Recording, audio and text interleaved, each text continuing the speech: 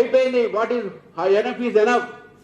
ఇంకా భారతీయ జనతా పార్టీ ఇంకా మమ్మల్ని బద్నాం చేస్తే పార్టీ మీరు తట్టుకోలేకపోతే రాజకీయంగా మీరు రాజకీయాన్ని విత్డ్రా కాండి.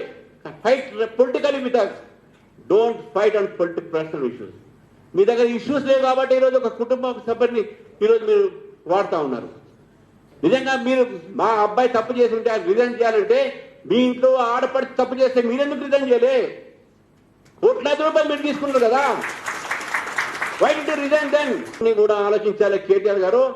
మీరేదో రెచ్చగొట్టేసి ప్రజలకు తప్పుడు సమాచారం ఇచ్చేసి బండి సంజయ్ గారి మీదనో ఇంటి పార్టీ మీదనో గుర్తాలంటే తప్పది.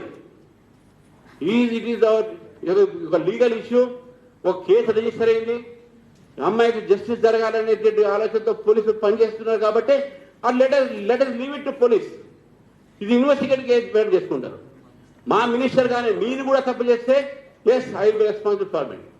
అలా ఇంట్లో కుటుంబం తప్పు చేస్తే తప్పది. మీ ఇంట్లో కూడా కుటుంబ సభ్యులు తప్పు చేసింది. అది గుర్తుపెట్టుకోండి. మీరు రిజైన్ చేయలే అప్పుడు. ఇప్పుడు అడుగుతామో రిజైన్ చేయమని.